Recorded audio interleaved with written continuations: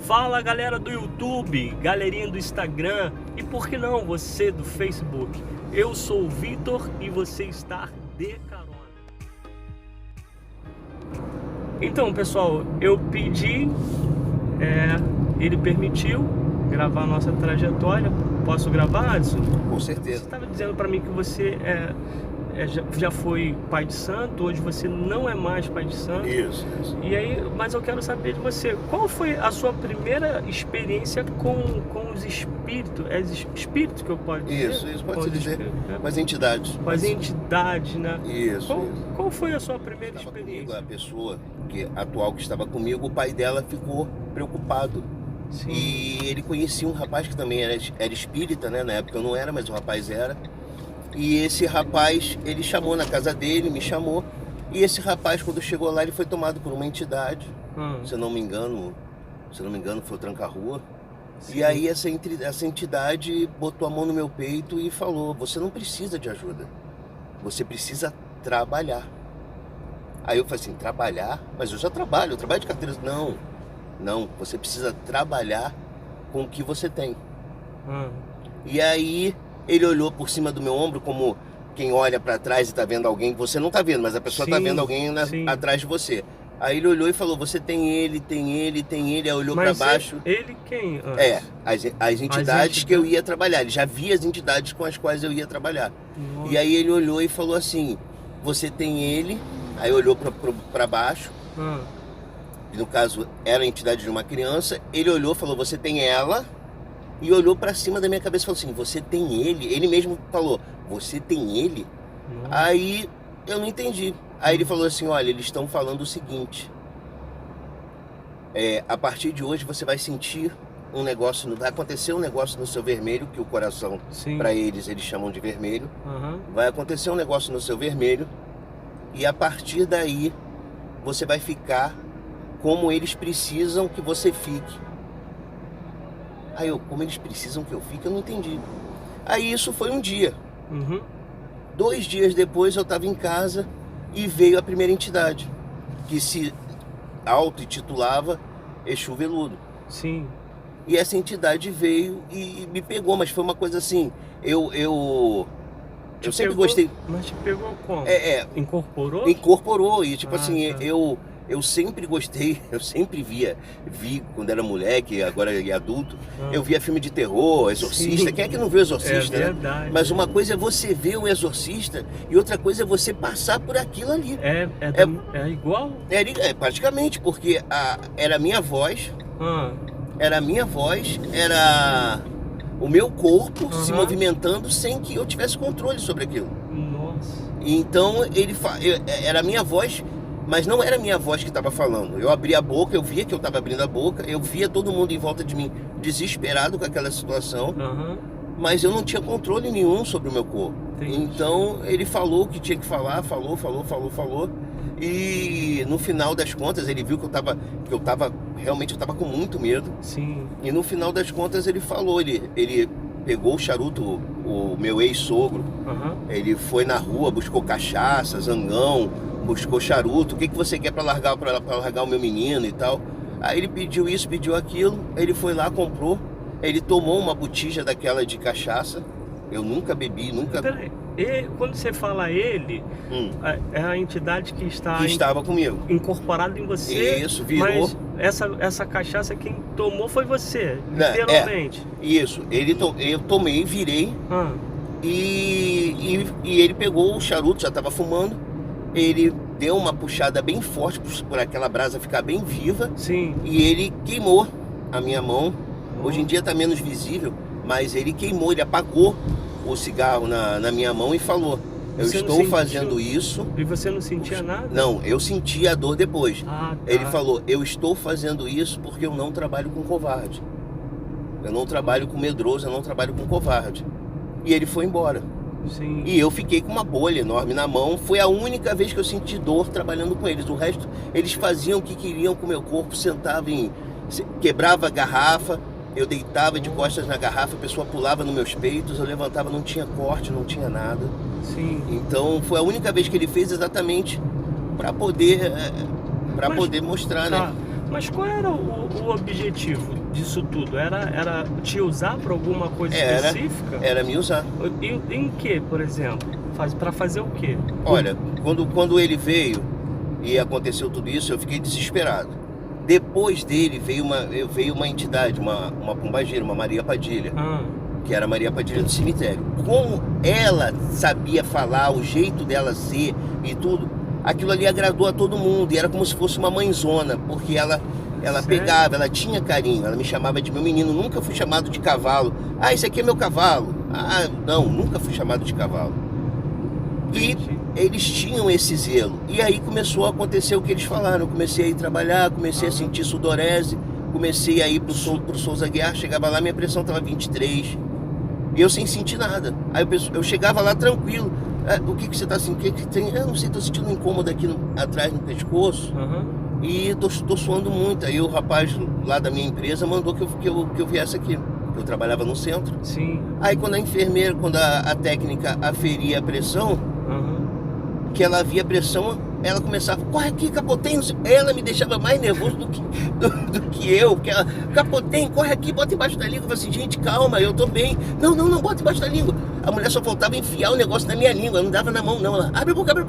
Nossa. Aí isso aconteceu 1, 2, 3, 4.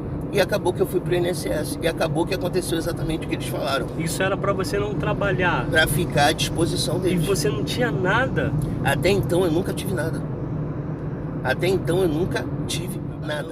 Aí a partir desse momento você se tornou um pai de santo, é isso? Foi, Como é que acontece isso dentro do espiritismo? Olha, dentro do espiritismo, você tem que ter uma mãe de santo, você tem que deitar a sua cabeça pro santo, você tem que fazer muitas coisas. Tem um processo. Só que como eu fui autodidata, como as entidades se manifestaram em mim, entendeu? Eu me autoproclamei, até porque as pessoas que iam atender falavam, vai lá no Pai Anderson, mas hoje você tem que seguir. Hoje, quando você quer abrir um terreiro, você tem que fazer todas as coisas, você tem que seguir a lei, você tem que passar por vários, tem que ser autorizado, porque senão vão lá e fecham. Tá. Então as pessoas procuravam? Com certeza, porque a fama correu. Elas procuravam basicamente para quê, Anderson? A questão de amor, emprego, é o que o ser humano sempre ele tem essa necessidade, ele precisa ou se autoafirmar ou precisa se sentir amado. Então, para você se autoafirmar, você precisa de quê? De emprego e dinheiro, que te dá poder. E para você se sentir amado, você tem que ter o carinho de alguém que se interesse, que queira estar do seu lado. Então, acontecia muito. Então, o cara desempregado, ele ia lá no seu consultório, era um consultório? Eu aluguei uma casa, mudei para uma outra casa, que tinha uma parte, eu fechei, fiz um quarto, onde ficavam as imagens e é onde eu atendia. Aí as pessoas iam lá, consultava, fazia um trabalho e conseguia emprego. Isso. Eu tenho uma situação da mulher que o marido dela entregava quentinha, a gente não vai falar o nome, mas se ela ver, ela vai saber que é ela. O marido dela entregava quentinha numa obra e nessa obra ela falou que queria que ele trabalhasse de carteira assinada. E nessa obra surgiu uma oportunidade de motorista. Ele só ia levar quentinha, levava as quentinhas lá, mas nessa obra surgiu uma oportunidade de motorista. Ela pediu para a entidade com a qual eu trabalhava e falou, olha, se ele conseguir uma carteira assinada, eu vou trazer um caminhão de vela. A palavra dela foi um caminhão de vela, porque é uma coisa que ele nunca teve, foi uma carteira assinada. Aí a entidade ainda falou, menos filha, menos, um caminhão é muita coisa. Me traz 10 velas, 100 velas, mas um caminhão é muita coisa. E mesmo assim não precisa me trazer de uma vez não, vai trazendo aos poucos. Aí ela, não, eu faço questão, porque eu sei que o senhor faz, porque o senhor fala que faz. Pois bem, o marido dela foi trabalhar na obra, já estava tudo certo para um rapaz entrar na vaga de motorista, só que o supervisor responsável pela obra, nesse dia, ele foi regressado e entrou um cara novo. Sim. Aí o marido dela tá ali parado, tal, aí no meio dos peões, tudo, aí o cara novo recebeu uma ligação no telefone, isso ela me contando como foi. Recebeu uma ligação no telefone e falaram, pô, cadê o motorista? A gente tá esperando o motorista aqui para assinar a carteira dele, manda ele logo. Aí ele olhou assim e falou assim, não, vou mandar sim. Ele olhou pro marido dela e falou assim, vai você. Que Assim mesmo, vai você. Aí o cara que era o da vaga por direito, né? Falou assim, não, sou eu, já tá tudo certo, o fulano falou que sou eu que vou. Aí ele falou assim, o fulano está aqui? Aí ele já ficou, ele calou a boca, não tá. Então quem tá aqui hoje sou eu e hoje eu vou mandar esse rapaz aqui, sentindo o coração dele, ele é que vai. Pois o marido dela arranjou um trabalho de carteira assinada. E agora o caminhão? Ela não levou uma vela sequer. Ela não levou uma vela sequer. E aí, o que aconteceu com essa Olha, eu não procurava saber da vida dos outros, né? Mas eu soube pouco tempo depois que eles se separaram, foi uma briga séria, o negócio lá desandou. Eu creio que foi alguma espécie de cobrança. Separaram? Eles se separaram. Depois eu creio que foi algum tipo de cobrança, mas... Entendi. O Anderson... além dessa experiência aí do caminhão cheio de vela, teve uma outra assim que te impactou assim?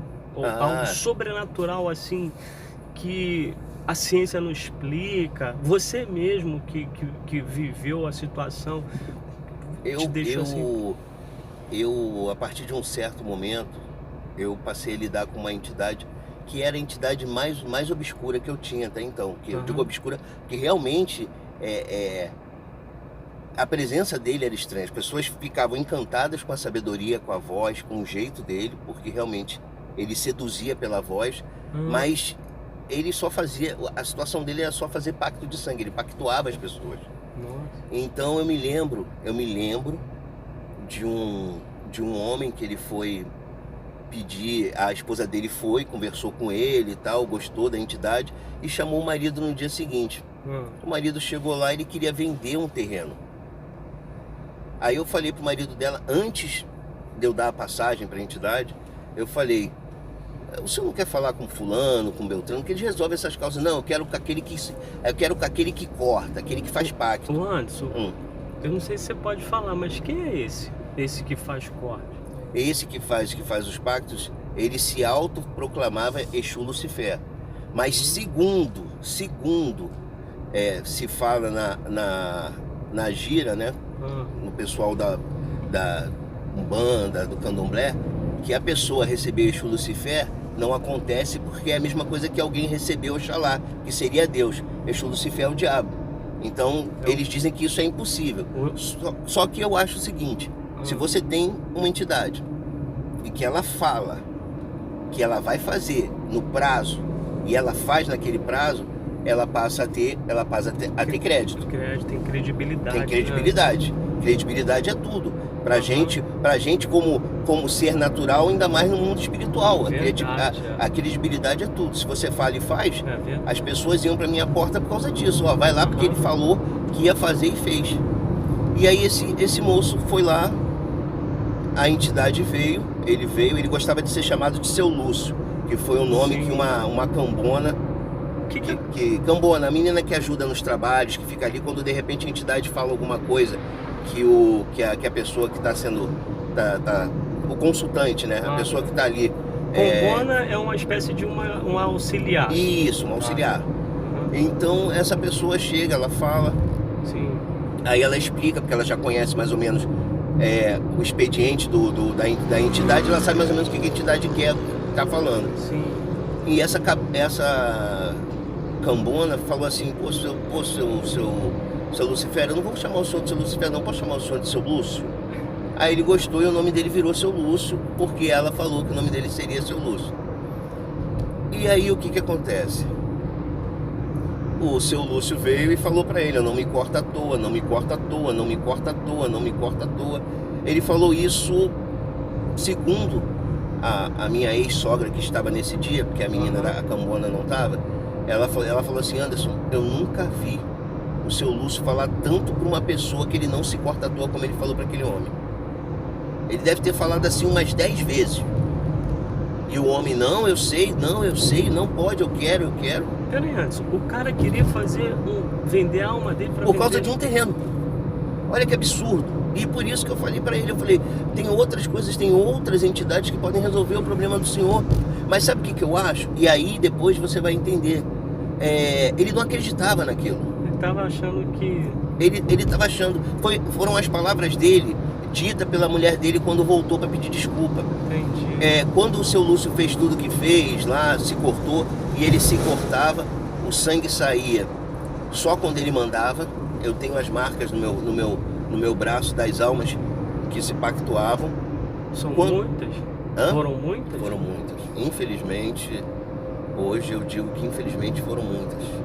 Mas... Tá, aí, o que aconteceu com esse cara? Ele vendeu o terreno? O que aconteceu? Ele saiu da minha porta, depois do pacto ter sido feito, ele saiu do meu portão para fora, virou para a mulher dele, segundo as palavras da mulher dele, virou para a mulher dele e falou assim: me admira você me trazendo num charlatão desse. Nossa. Aí ela falou assim: não fala isso. Ela falou assim: amor, não fala isso, você viu o que ele fez? Você viu que o rosto dele se transformou, não era ele. Ah, isso é um maluco que tem esquizofrenia ou tem qualquer tipo de doença mental e faz isso. Mas você não viu que ele se cortou e o sangue não saiu, só saiu quando ele mandou? Ah, isso é um maluco que gosta de se cortar, isso aí não quer dizer nada não. Não me faça mais perder tempo. Palavras dele para ela. Sim. Ele chegou em casa, 1 ou 2 dias depois começou a se sentir mal, sentir dores, as dores foram ficando mais fortes no estômago. Aí ele foi no médico, chegou no médico, o médico fez um exame, fez uma tomografia e detectou uma massa estranha no estômago dele e era um câncer agressivo. Nossa. Que apareceu do nada. Em menos de um mês ele morreu.